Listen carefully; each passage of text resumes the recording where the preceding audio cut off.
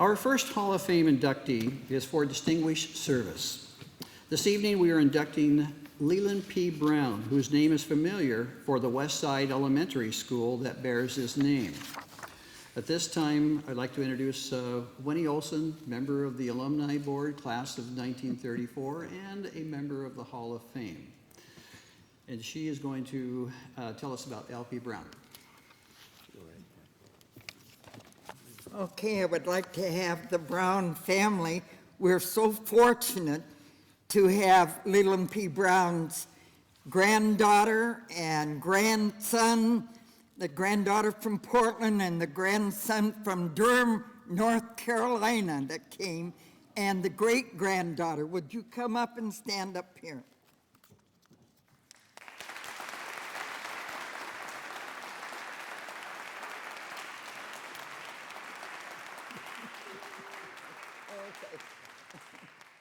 Okay. Now, should I call Maureen, the principal of LP Brown, was supposed to be up here with us too. Maureen. And we are fortunate to have the very first principal of LP Brown here with us tonight too. Dale Lean, okay. We're glad that he could come.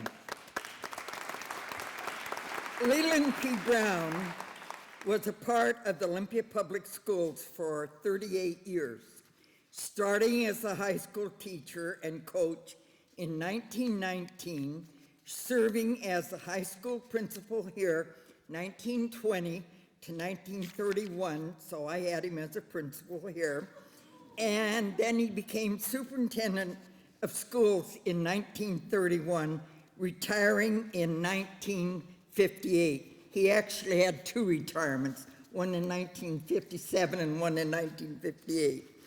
The elementary school on the west side was named in his honor in 1963, the year of his death.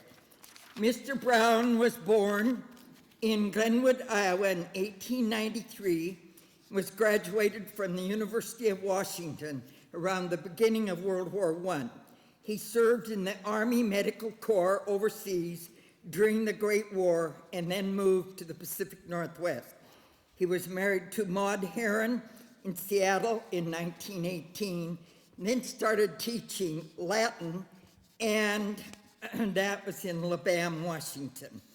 Mr. Brown was hired by the Olympia schools the next year and began the year as the high school journalism teacher and football coach at a salary of $1,250 per year.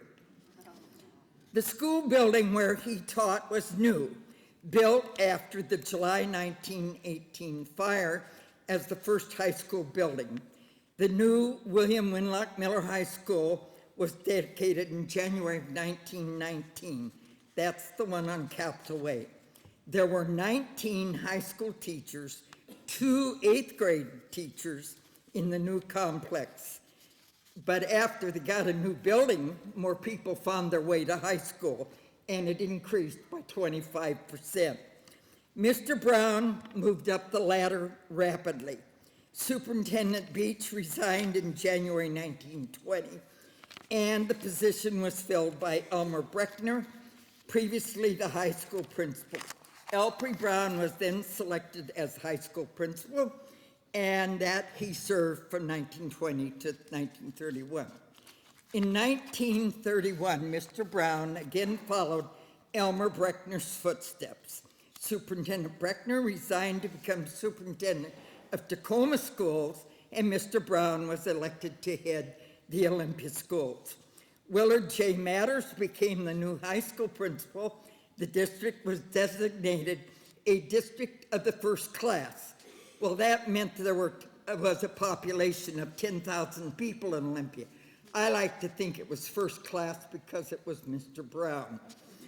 The following year, in the Great Depression, the Olympia Chamber of Commerce endorsed Leland P. Brown's request urging the citizens to purchase school and county warrants. For some of you who know that of the Depression, teachers were paid with warrants, which was on paper. A lot of the banks wouldn't take them, or if they did take them, they charged a high interest rate.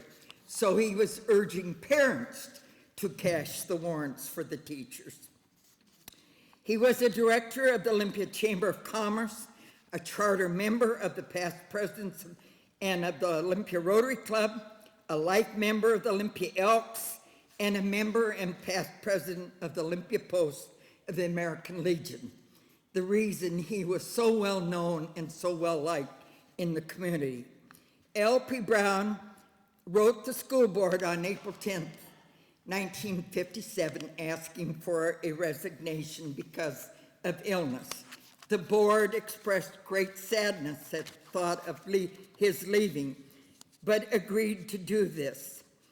And they sang many high praises about him, how well he got along with the parents, how well he got along with the community, and the great scholarship standards that he set. Well, Mr. Brown was hospitalized in St. Peter's Hospital at the time of his resignation. And here we have a little bit of musical chairs of illness, because Harold Potts was hired as superintendent. L.P. Brown returned to take his place, and an administrative consultant then when Potts became ill. Brown was hired as an administrative consultant for the conclusion of the 57-58 school year, and then that's when Dr. Roland Upton came on board. The cornerstone was laid. He knew the contracts. Leland P. Brown knew that this building was in the process of planning and going to be built. And the cornerstone was laid October the 15th, 1960. Don Bunt, many of you will remember, was the school principal. Moving day was the third week of December 1960, while the dedication of the new complex was held later. Mr. Brown lived long enough to know that another new building, an elementary school, was finally going to be built on the west side, and it received final authorization from the State Board of Education in October 18, 1963. Leland P. Brown died a few months later on December 21st, 1963, at the age of 70. The Olympia Elks, the Olympia Rotary Club, and Olympia Kiwanis had all presented recommendations before his death that this new building be named for Leland P. Brown, and the board was happy to do so. There were several construction delays. I think almost every school that you want to mention as being new, that there were construction delays, and even the moving in day was confused and delayed because of snow. Students and teachers and parents were delighted after the crowding at Garfield School had crammed them all into a portable and into the gymnasium. Charlie Curie tells the story about that the library was held in the janitor's storage room. And so I know we have bigger and better libraries than that today. The opening of L.P. Brown School was a big relief to Garfield. The Olympian reported classes in grades 1 to 6 did start late on the first day that the buses had difficulty getting through the snow. The building dedication was held later in the month, with Director Oliver Ingersoll giving the address and extolling the services of L.P. Brown to the school district. And I think this is about the time, Maureen, wherever you are out here, where the Brown family presented this portrait of Leland P. Brown. The architect for the Brown School was a man by the name of Johnson. L.P. Brown's wife, Maud, died in February 1982 at the age of 88. Their only daughter, Catherine, an OH graduate. Where are you, Catherine? She's deceased. Oh, Catherine, excuse me. Catherine is the one that passed away before her mother did even. But she had a daughter by the name of Catherine, and her name is Catherine Beebe, who's been a former first grade teacher, and she lives in Portland with her daughter Carly over here. So we have daughter and great daughters of Leland P. Brown here, and also then the son, a grandson of L.P. Brown, Mr. James Spear, who came to join us tonight from Durham, North Carolina, and he has to hasten back because he has a son graduating from Wake Forest College next Monday night. So we wish him happiness from that. He still teaches history.